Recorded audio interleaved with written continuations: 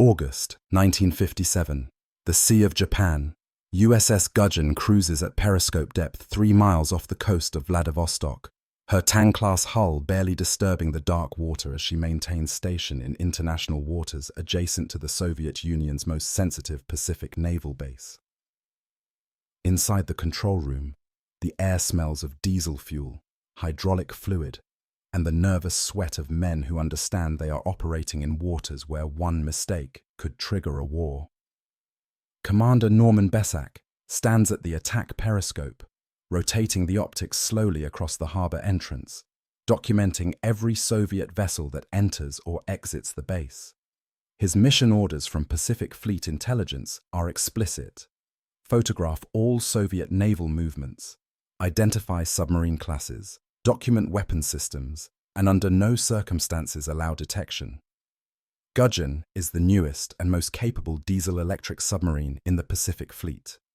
Commissioned in June 1952, she represents the cutting edge of non-nuclear submarine technology, streamlined Tang-class hull optimized for underwater speed, sophisticated sonar systems, extended battery capacity, and photography equipment mounted directly to the periscope optics.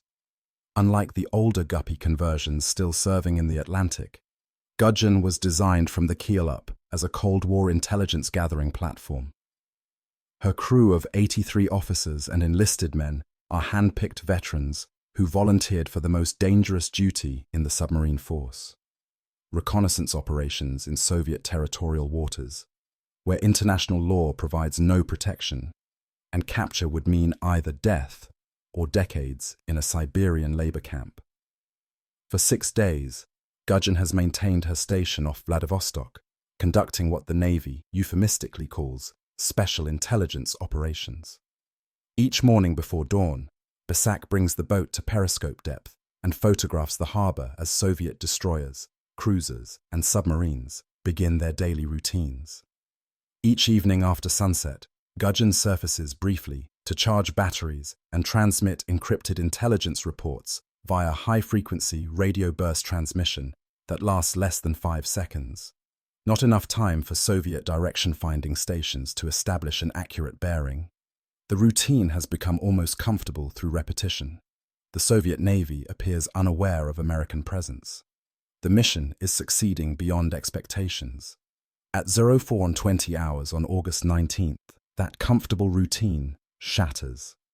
Sonar technician, second-class Robert Chen, has been on watch for 3 hours, monitoring the passive sonar display for any change in the acoustic environment.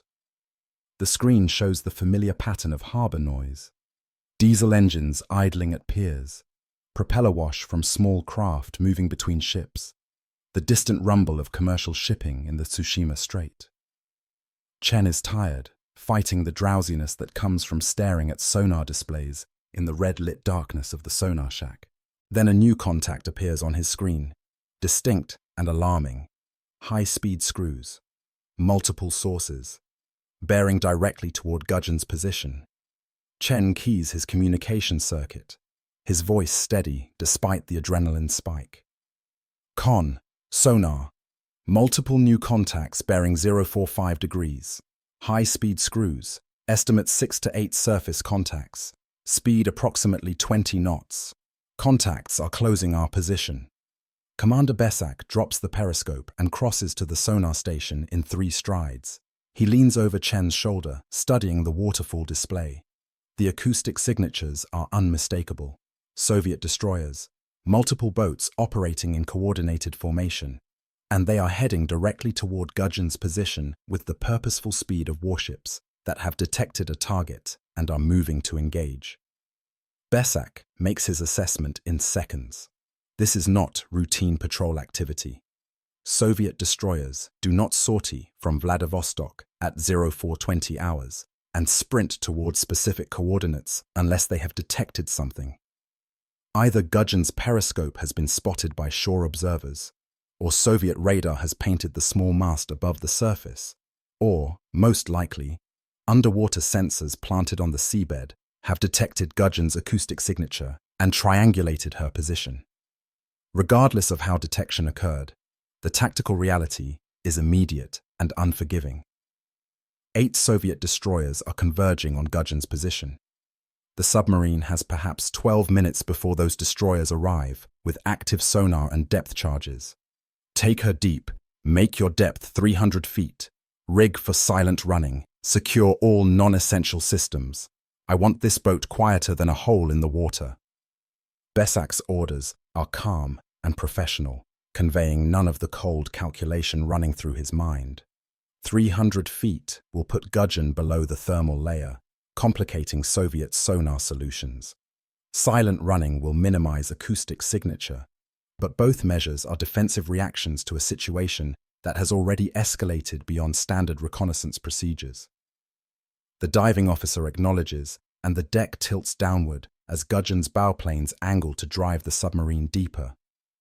Throughout the boat, crew members execute silent running procedures with practiced efficiency. The galley secures all loose cookware. The engine room shuts down the auxiliary generator, switching to minimal battery power. Men move through compartments checking for any loose equipment that could rattle or bang against the hull. The ventilation system throttles back to minimum circulation. Within 90 seconds, Gudgeon has transformed from an active intelligence-gathering platform into a silent underwater refuge whose only mission is to avoid detection. But avoiding detection may no longer be possible. At 0427 hours, Chen reports the worst possible development. Sonar. Contacts have spread into a search line. Formation spacing, approximately 2 miles. They are conducting an active sonar search. I hold 8 distinct surface contacts now. They know something is down here. The characteristic ping of active sonar echoes through Gudgeon's hull, a metallic sound that seems to penetrate steel and water alike, announcing that Soviet destroyers are flooding the ocean with sound waves designed to reflect off submarine hulls and reveal their positions. Bessac stands at the chart table, plotting the Soviet formation on the navigation chart. 8 destroyers deployed in a search line 4 miles wide, moving at 15 knots, pinging active sonar in coordinated sweeps.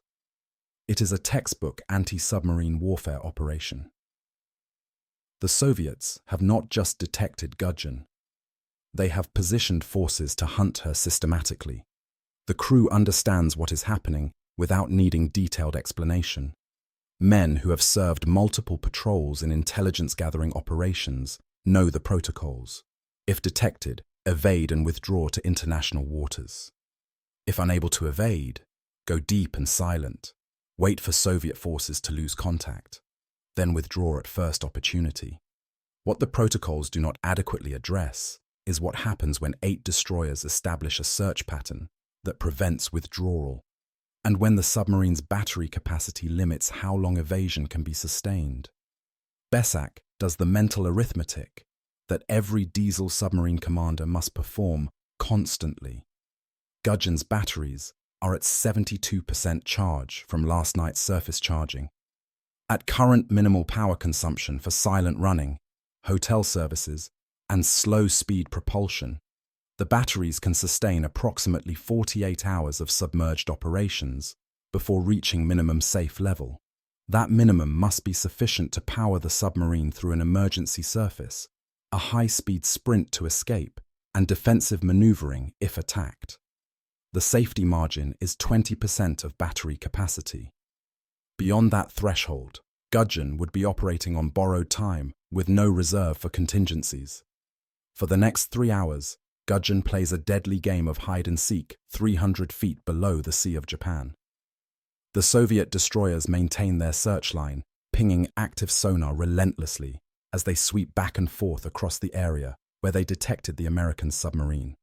Each time a destroyer passes overhead, the active sonar pings grow louder, hammering against Gudgeon's hull with increasing intensity. Chen monitors the bearings, calling out course and range estimates for each Soviet vessel. The fire control party plots solutions, even though Bessac has no intention of shooting unless forced to defend the boat. The torpedomen stand ready at their tubes with 6 Mark 14 torpedoes loaded and armed, ready to launch on 30 seconds' notice. But shooting would be an act of war. Bessac's orders are explicit on this point. Use weapons only in self-defense if attacked with weapons that pose imminent, lethal threat. Soviet destroyers pinging with active sonar and dropping practice depth charges as harassment do not meet that threshold. As long as the Soviets are searching rather than attacking, Gudgeon must remain silent and hope that superior American submarine quieting technology will allow her to slip away undetected. The Tang-class boats are significantly quieter than older fleet submarines, with rubber-mounted machinery and sophisticated sound-dampening systems. But quieter is not silent, and 8 destroyers with coordinated sonar coverage create an acoustic net that is extraordinarily difficult to evade. At 0730 hours, 6 hours into the pursuit, the tactical situation deteriorates. Chen reports a new development that sends cold dread through every experienced submariner in the control room. Sonar. The destroyers have stopped searching.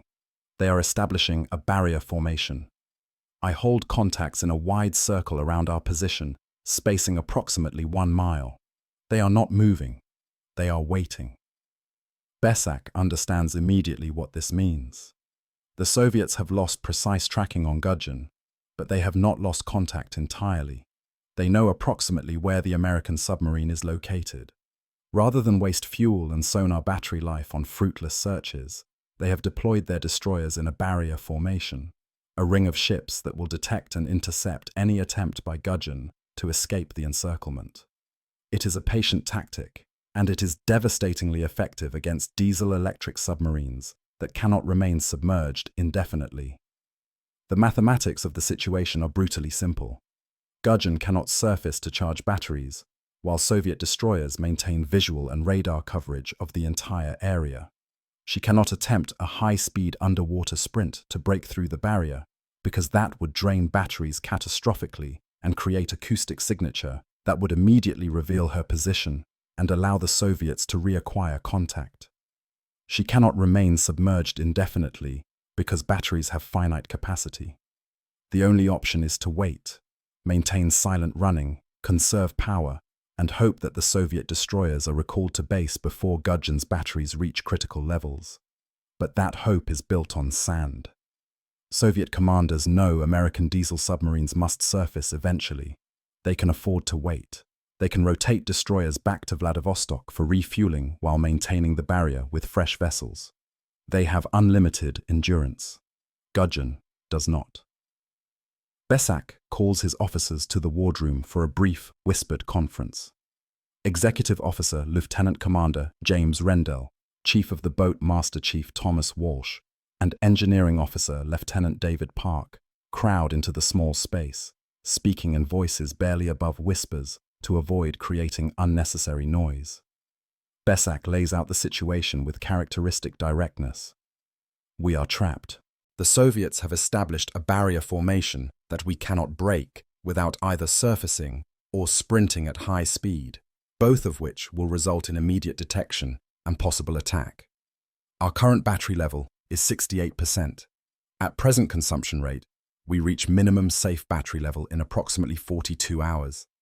At that point, we will be forced to surface regardless of tactical situation.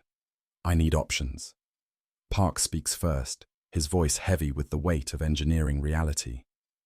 Skipper, we can reduce power consumption further by securing additional systems, but we are already operating at near minimum hotel load. We need ventilation to keep the air breathable. We need minimal propulsion to maintain depth control. We need sonar to monitor the destroyers. Those systems are not negotiable. I can buy you maybe 4 additional hours by cutting everything else to absolute minimum, but that is the limit of what is physically possible. Walsh, the senior enlisted man aboard with 24 years of submarine experience, offers the perspective that comes from multiple war patrols and decades of underwater operations. Sir, the crew is solid. They understand the situation. Morale is holding, but that will change if we are down here more than 24 hours. The air is already getting thick. By hour 30, men will be showing symptoms of carbon dioxide buildup, headaches, nausea, impaired judgment. By hour 40, we will have crew members passing out. You need to make a decision before the crew is too impaired to execute that decision effectively. Rendell, The executive officer, whose responsibility includes tactical assessment and contingency planning, speaks last.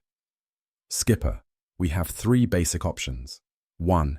Attempt to break through the barrier at high speed, accepting that we will be detected and probably attacked. 2. Continue waiting and hope the Soviets withdraw before our batteries are exhausted. 3. Surface now, surrender initiative, and deal with whatever diplomatic and military consequences follow. None of these options are good, but doing nothing is also a decision. Bessac nods slowly, absorbing the analysis. He has already run through these same calculations in his own mind, reaching the same conclusions. The situation offers no good choices, only varying degrees of bad outcomes. But one fact provides a glimmer of strategic clarity. Gudgeon is operating in international waters. The Soviets have no legal basis to attack or capture an American vessel operating lawfully outside territorial boundaries. If forced to surface, Gudgeon can claim legitimate presence in international waters conducting routine transit.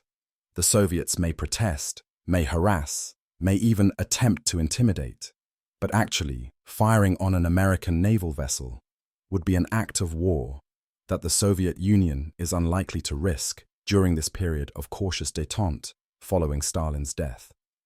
We wait, Bessac decides. We maintain current, silent running posture. We conserve power to the maximum extent possible, and we wait for the Soviets to blink first. If they maintain the barrier for more than 36 hours, we will reassess, based on battery levels and crew condition. But we are not surrendering initiative by surfacing prematurely, and we are not risking the boat by attempting a high-speed breakout that will almost certainly result in depth charge attack. We wait, we endure, and we trust that our boat and our crew are tougher than Soviet patience. The officers return to their stations, and the waiting begins in earnest. 42 hours of battery endurance stretches ahead like an eternity. Hour 12. The control room has taken on the atmosphere of a tomb. The temperature has risen to 86 degrees Fahrenheit, despite all efforts to manage heat load. Condensation drips from cold pipes and bulkheads, creating a constant background drip, drip, drip that mingles with the subdued hum of minimal electrical systems. The crew has shifted to 4-hour watch rotations, but genuine rest is impossible. Men lie in their bunks with eyes open, staring at the hull plates inches from their faces, calculating how much air remains and whether the Soviet destroyers overhead will withdraw before breathing becomes impossible. Commander Bessac has remained in the control room for the entire 12 hours, catching brief periods of rest while leaning against the chart table, but never leaving his post. His khaki uniform is soaked through with sweat. Salt rings mark his collar and armpits. His face shows the grey exhaustion of command under extreme stress. But his voice remains steady when he speaks to the crew. Leadership during crisis is not about eliminating fear. It is about demonstrating that fear can be managed, controlled, and overcome through discipline and professional competence. Sonar technician Chen has been relieved twice during the 12-hour period, but each time he returns to his station within an hour, unable to rest while the boat remains in danger. His sonar display shows a pattern that has not changed since the barrier formation was established. 8 Soviet destroyers maintain their positions in a loose circle, approximately 8 miles in diameter, with Gudgeon somewhere near the center. The destroyers ping active sonar every 15 minutes, regular as clockwork, sending acoustic pulses through the water to detect any movement or attempt to escape. Between the pings, the ocean is relatively quiet except for the background noise of distant shipping and the occasional biologic sounds of marine life. But the silence between sonar pings is deceptive. Chen knows from years of sonar experience that the Soviets are also operating passive sonar, listening for any acoustic signature that would reveal Gudgeon's position. Every sound made aboard the American submarine, every footstep, every valve operation, every whispered conversation propagates through the hull into the surrounding water where Soviet hydrophone operators are listening with professional concentration equal to Chen's own. The acoustic game is not just about avoiding active sonar detection. It is about maintaining such perfect silence that even passive listening reveals nothing. At hour 14, the first serious equipment problem develops. The air conditioning system, already operating at minimal capacity to conserve power, develops a refrigerant leak in the forward compartment. Engineering Officer Park reports to Bessac with the grim assessment. "Skipper, we are losing cooling capacity in the forward spaces. I can isolate the leak, but that will shut down air conditioning completely in torpedo room and forward berthing. Temperature in those spaces will climb to over 90 degrees within 6 hours. Carbon dioxide levels will increase faster without circulation." Bessac makes the calculation instantly. Crew comfort versus tactical necessity. Isolate the leak. We cannot risk the additional power draw of trying to maintain cooling in a compromised system. Shift forward compartment crew to afterspaces where we still have cooling. We will manage the crowding. Brief the crew that this is a temporary inconvenience necessary to maintain battery reserves. Park executes the order, and within 30 minutes, the forward compartment has been partially evacuated. Torpedomen remain at their stations, maintaining watch on the loaded torpedo tubes, but the berthing areas are abandoned. The temperature in the forward spaces begins its inexorable climb. Men working in those areas operate in rotating 30-minute shifts, emerging soaked in sweat to be relieved by fresh crew members who enter the space with the grim determination of workers entering a blast furnace.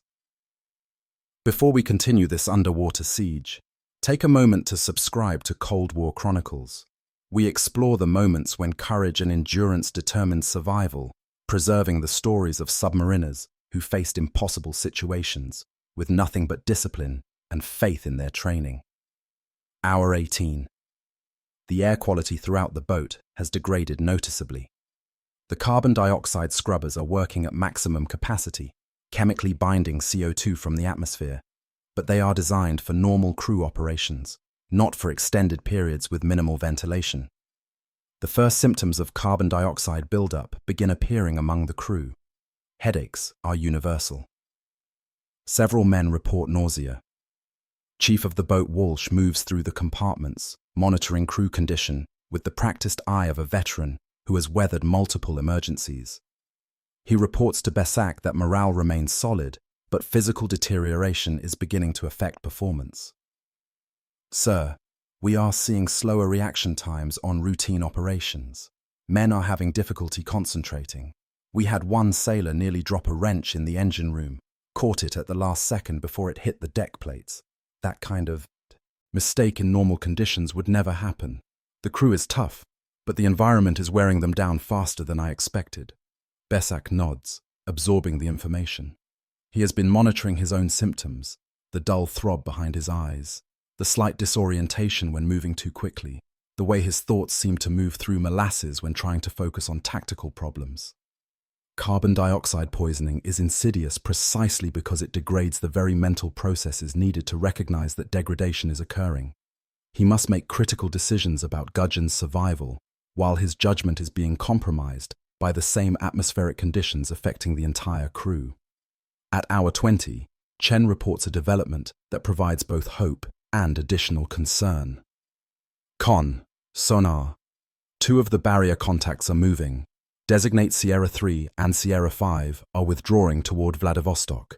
Speed approximately 12 knots. The other 6 contacts are maintaining position. Bessac studies the tactical display, plotting the changing geometry of the Soviet barrier. 2 destroyers departing reduces the coverage density, creating potential gaps in the surveillance net. But it also suggests the Soviets are confident enough in their remaining assets to allow partial withdrawal. Are they rotating vessels for refueling, or have they concluded that 6 destroyers are sufficient to maintain containment? Either way, the barrier remains effective. Gudgeon still cannot surface or attempt escape without immediate detection. Monitor the remaining contacts closely, Bessac orders. If any additional destroyers withdraw, I want to know immediately. Calculate potential escape vectors through any gaps in the barrier formation. Hour 24. 1 full day underwater. The crew has settled into a numbed routine of minimal activity, punctuated by brief periods of intense focus when Soviet destroyers adjust positions or increase sonar activity. The battery state of charge has dropped to 48%. Park updates Bessac with revised endurance calculations. Skipper, at current consumption rate, we reach minimum safe battery level in 18 hours. That puts us at hour 42 of this siege. But if we need to maneuver or operate any additional systems, that timeline compresses rapidly. Every hour we wait reduces our tactical flexibility for whatever action we eventually take. Bessac understands the engineering reality. Batteries do not provide linear power output. As charge level drops, available power for high-draw systems like propulsion motors decreases. Gudgeon's ability to execute a high-speed sprint or emergency maneuver degrades as batteries deplete. Waiting too long does not just risk running out of power, it risks losing the capability to take decisive action even if an opportunity for escape presents itself. In the crew's mess, men eat cold sandwiches in silence. The galley has been secured for hours, unable to operate. Cooking equipment that would generate heat and consume power.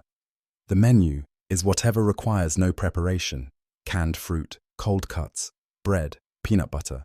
Water rations have been implemented to reduce the load on sanitary systems.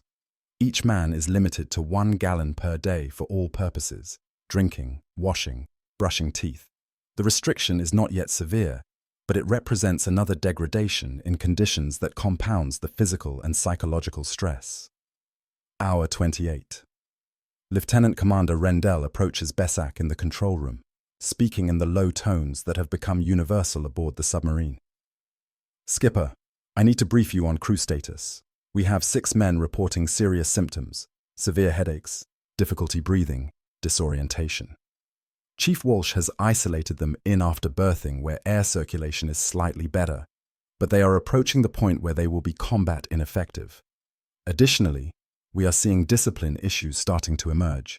2 sailors got into a verbal altercation in the torpedo room over berthing space. Chief of the boat handled it, but it is a symptom of stress that will escalate if we are down here much longer. Bessac has been expecting this report.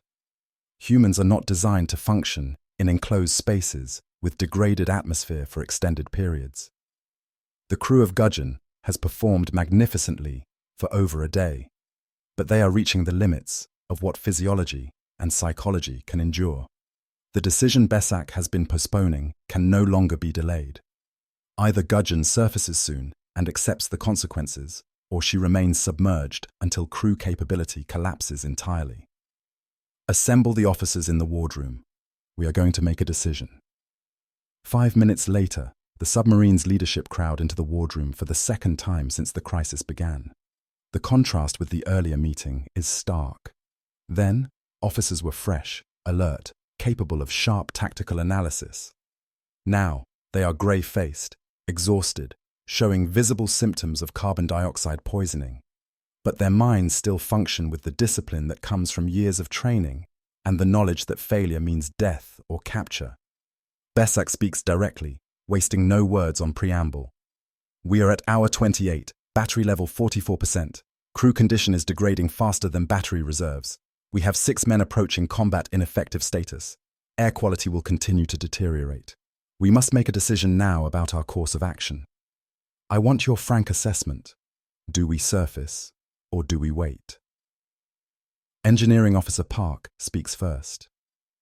Sir, from a purely engineering standpoint, we can remain submerged for another 14 hours before batteries reach critical minimum. But that assumes no increase in power consumption and no emergency maneuvers. If we attempt a breakout sprint, our endurance drops to 8 hours maximum. If we surface now, we have sufficient battery reserve for any contingency. If we wait another 10 hours, we will be operating on fumes with no margin for error. Chief Walsh adds the enlisted perspective. Skipper, the crew will do whatever you order, but they are hurting. I have men who can barely stand watch effectively. If we wait another 12 hours, we will have crew members passing out at their stations. When we do surface, and we will eventually, We need a crew capable of operating the boat competently. Every hour we wait makes that less likely. Rendell provides the tactical analysis. Sir, the Soviet barrier has been in place for 28 hours. They have rotated 2 destroyers but maintained 6 vessels on station. They show no indication of withdrawing. If we surface in full view of 6 Soviet destroyers who know exactly where we are. They will close to visual range within minutes. We will be photographed, documented, possibly boarded if they claim we violated territorial waters. This will be an international incident, but it will not be a military engagement unless the Soviets choose to make it one. And I assess that risk as low. We are in international waters. We can legitimately claim lawful presence. Bessac absorbs the input, then adds his own assessment. If we attempt to break out submerged at high speed, we will be detected immediately and almost certainly attacked with depth charges. The Soviets have been patient for 28 hours. If we suddenly sprint toward the barrier, their patience will end, and they will interpret our action as hostile intent. They will shoot. If we continue to wait, we risk crew incapacitation and battery exhaustion that leaves us no options at all. The only logical course of action is to surface on our own terms while we still have the crew capability and battery reserves to operate safely. He pauses, looking at each officer in turn. Gentlemen, we have been detected. That happened 28 hours ago, and nothing we do now changes that fact. The mission has failed. Our responsibility now is to bring this crew home alive. We surface. We claim lawful presence in international waters. We document Soviet response, and we withdraw at first opportunity. This is not surrender. This is tactical recognition of reality. We do not win by dying down here. We win by surviving to conduct the next mission. The officers nod their agreement. The decision has been made. USS Gudgeon will surface into the waiting embrace of 6 Soviet destroyers. Hour 29. Bessac orders the crew to surface stations. Men who have been lying in bunks for hours rise stiffly, moving to their assigned positions with the mechanical precision of extensive training overriding physical exhaustion. The diving officer and plainsman take their stations at the ballast control panel. The lookouts prepare to man the bridge as soon as the boat broaches the surface. The radio operator readies equipment for immediate transmission to Pacific Fleet headquarters, reporting the situation. The photography crew prepares cameras to document Soviet response. In the engine room, the engineering crew prepares to start the diesel engines the moment the submarine surfaces. Fresh air will flood down through the snorkel intake, displacing the toxic atmosphere that has slowly poisoned the crew for 29 hours. The main engines will roar to life, spinning generators at maximum output to pump electrical current into depleted battery banks. Within minutes of surfacing, Gudgeon will transition from a dying organism struggling for survival to a living vessel capable of sustained operations. But first, she must surface, and when she does, 6 Soviet destroyers will converge on her position with overwhelming speed and firepower. At 13:15 hours on August 20th, 29 hours and 15 minutes after the chase began, Commander Bessac gives the order that every diesel submarine captain dreads. Surface the boat, lookouts to the bridge, prepare to start main engines, radio, transmit our position and situation to fleet headquarters the moment we have antenna above water. The diving officer opens the high-pressure air valves, and compressed air roars into the ballast tanks, forcing water out through flood ports. Gudgeon's bow tilts upward as positive buoyancy drives her toward the surface. The crew braces for whatever response the Soviets will deliver. At 13:17 hours, USS Gudgeon breaks the surface of the Sea of Japan for the first time in 29 hours. Salt water cascades off her sleek Tang-class hull. The conning tower bursts through the waves, and lookouts scramble up the ladder into brilliant afternoon sunlight that seems impossibly bright after more than a day in red-lit darkness. The lookouts scan the horizon with binoculars and immediately see what they expected and feared. 6 Soviet destroyers arranged in a wide circle, and all 6 are turning toward Gudgeon, closing at high speed. The first Soviet destroyer reaches Gudgeon within 8 minutes of surfacing. The Kotling-class destroyer approaches at 25 knots, her bow wave towering as she closes to within 500 yards, before slowing to match Gudgeon's speed. Through binoculars, the American lookouts can see Soviet sailors lining the destroyer's rails, cameras in hand, photographing the American submarine from every angle. On the destroyer's bridge wing, officers study Gudgeon through optical rangefinders, documenting every visible detail of her configuration, equipment, and capabilities. Commander Bessac stands on Gudgeon's bridge, feeling fresh air fill his lungs for the first time in 29 hours. The sensation is almost painful after breathing the thick, toxic atmosphere below. Around him, the bridge crew gulps air in great gasps, their faces showing the grey exhaustion of carbon dioxide poisoning, but also the relief of survival. Below in the control room, the diesel engines have started with their characteristic deep rumble, and the ventilation system is purging the submarine's interior atmosphere, replacing poison with life. A second destroyer takes position off Gudgeon's port quarter. A third maneuvers to starboard. Within 15 minutes, 6 Soviet destroyers have arranged themselves around the American submarine in a formation that is simultaneously escort and imprisonment. The message is clear without a word being spoken. Gudgeon is surrounded, outnumbered, and under complete Soviet control. Any attempt to dive or maneuver away will be met with immediate response. From the lead destroyer's signal bridge, a powerful searchlight begins flashing in international Morse code. The signalman on Gudgeon's bridge reads the message aloud. "You are in Soviet territorial waters. Follow us to Vladivostok for internment. Do not attempt to submerge." Bessac expected this claim. Soviet territorial waters extend 12 nautical miles from the coast under international law, but the Soviet Union has historically claimed broader zones of control in sensitive areas. Gudgeon's position at the time of surfacing is approximately 17 nautical miles from the nearest Soviet landmass, clearly in international waters by any legitimate interpretation.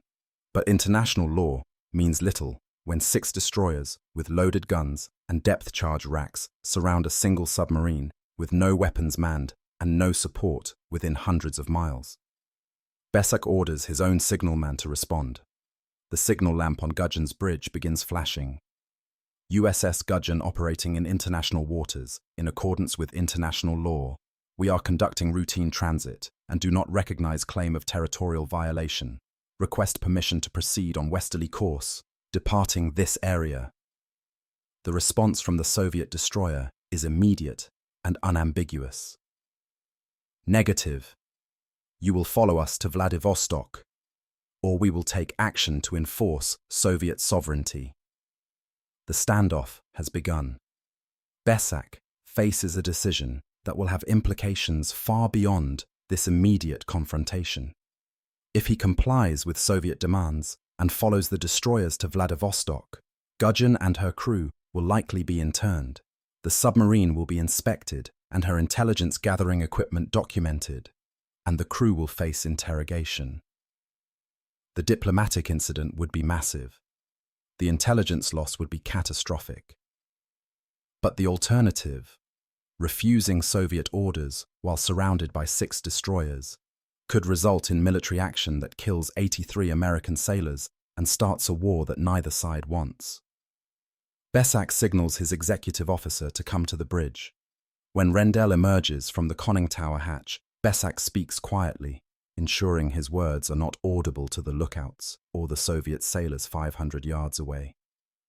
"Jim, I need you to take command of the boat and execute emergency crash dive procedures if I give that order. Get the boat to 400 feet and evade to the east at maximum speed. Do not surface again until you are outside the Sea of Japan. Make for Yokosuka and report what happened here." Rendell's face shows instant understanding of what Bessac is proposing. If the situation deteriorates to the point where Soviet destroyers open fire or attempt to board, Bessac will order emergency dive and remain on the bridge to ensure the hatch seals properly, sacrificing himself to buy seconds that might allow the boat to escape. It is the oldest tradition of submarine command. The captain is the last man to leave the bridge, and if there is insufficient time for all to escape, the captain stays so his crew can live. "Skipper, that's not how this ends," Rendell says firmly. "We go down together or we all go home together. I am not taking command while you are still breathing." Bessac allows himself a thin smile. Noted. But have the crew ready to dive on my signal regardless.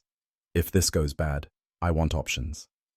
Below deck, the radio operator has been transmitting Gudgeon's situation report on multiple frequencies, broadcasting in the clear so that any American forces monitoring communications will know that a US submarine is surrounded by Soviet warships and faces potential capture or attack. The transmission includes Gudgeon's exact position, the number and type of Soviet vessels, and the claim that Gudgeon is operating in international waters. Within minutes, the message has been received by Pacific Fleet Headquarters in Hawaii, by 7th Fleet Command in Japan, and by the National Security Agency listening posts throughout the Pacific. The wheels of diplomatic response have begun turning, but those wheels move slowly while Bessac faces an immediate crisis. For 2 hours, the standoff continues. The Soviet destroyers maintain their positions around Gudgeon, occasionally maneuvering closer as if to intimidate or demonstrate their overwhelming tactical advantage. Soviet signal lamps flash periodic demands that Gudgeon follow them to Vladivostok. Bessac responds each time with calm refusal, citing international law and American sovereignty. The submarine's diesel engines run continuously, charging the depleted battery banks and maintaining readiness to dive if the situation demands. During this period, Bessac also orders the crew to document everything. The periscope photography equipment captures images of each Soviet destroyer at close range, hull numbers, weapons configurations, radar, and electronic warfare systems. The intelligence value of these photographs partially offsets the failed reconnaissance mission. If Gudgeon makes it home, Navy intelligence will have detailed documentation of Soviet Pacific Fleet destroyer capabilities photographed under operational conditions. At 15:27 hours, a new development changes the tactical calculus. The radio operator reports intercepting communications between the Soviet destroyers and their shore command in Vladivostok. Although the Soviet transmissions are encrypted, the volume of traffic and the timing suggests heated discussion about how to handle the American submarine. Then, at 15:34 hours, a transmission comes through on an international maritime frequency in heavily accented but understandable English. American submarine, this is Soviet Pacific Fleet Command. You have been detected conducting illegal espionage operations in proximity to Soviet military installations. However, we recognize you are now operating in waters of disputed sovereignty. We are prepared to allow your departure if you leave this area immediately and do not return. Acknowledge. Bessac reads the message twice, analyzing the wording carefully. The Soviets have blinked. They are offering an exit that allows both sides to save face. The Soviet message claims Gudgeon was conducting espionage, which is true but unprovable, while acknowledging disputed sovereignty rather than insisting on territorial violation. Most importantly, they are offering departure rather than demanding internment. The reason is obvious. If this confrontation escalates to shots fired or forced boarding, the international incident could spiral into military conflict that benefits neither superpower. Better to let the Americans leave with a warning and claim victory through detection and deterrence. Bessac responds immediately, before the Soviets can reconsider their offer. Soviet Pacific Fleet Command, this is USS Gudgeon. We acknowledge your message. We are departing this area on westerly course and will clear the Sea of Japan. We maintain that our operations have been conducted lawfully in international waters, but we have no desire for continued confrontation. Request your destroyers allow free passage. The response comes within 3 minutes. Acknowledged. Our vessels will escort you to the boundary of the Sea of Japan to ensure compliance. Any attempt to deviate from westerly course or to submerge will be met with force. This is your only warning. If this account of submarine survival and Cold War brinkmanship inspired you, please like this video, subscribe to Cold War Chronicles, and turn on notifications. Drop a comment below telling us where you're watching from, or if you have family who served in submarines during the Cold War. Every like and comment helps share these stories of courage under impossible pressure. This is Cold War Chronicles. We preserve the memory of those who endured what should have been unendurable.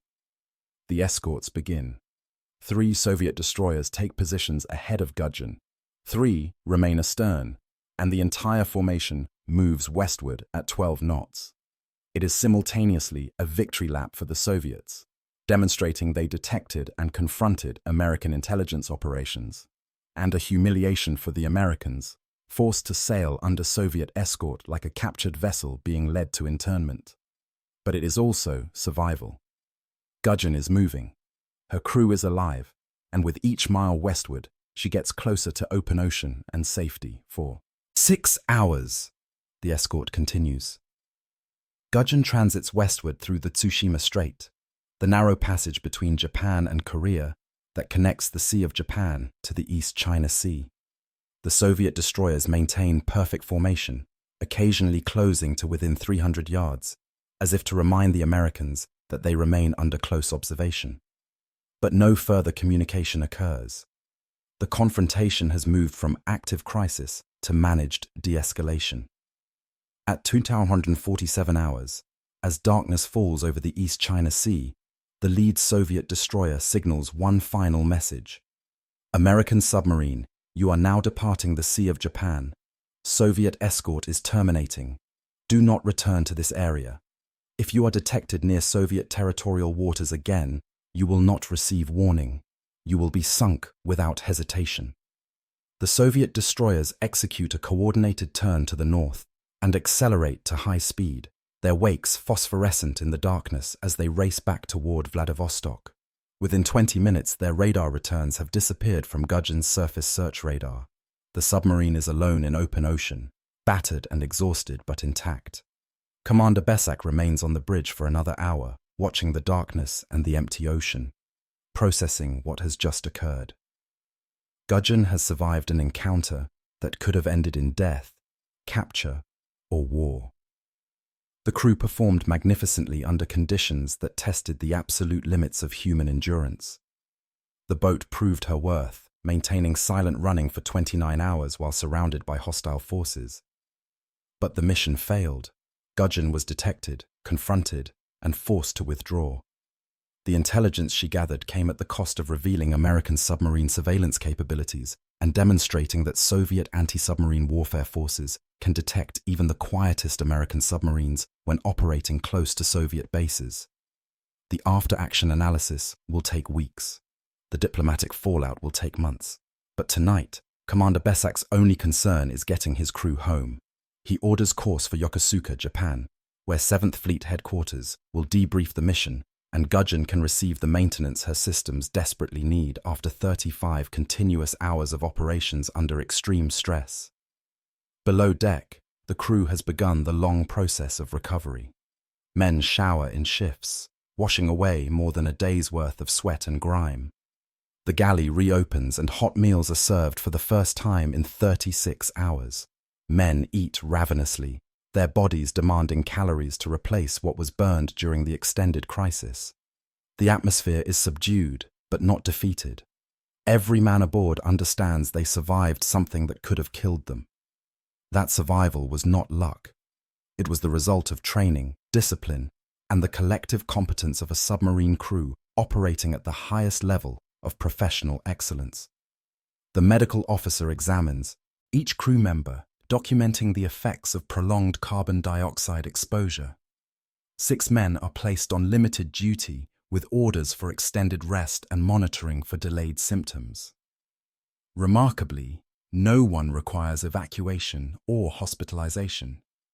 The human body's capacity to endure extreme conditions, when supported by training and determination, exceeds what physiology textbooks suggest is survivable. USS Gudgeon arrives in Yokosuka on August 23, 1957, 4 days after the crisis began. She ties up at a remote pier far from the main base, her arrival unannounced and her crew ordered to maintain complete silence about the mission. Navy intelligence officers are waiting at the pier before the last mooring line is secured.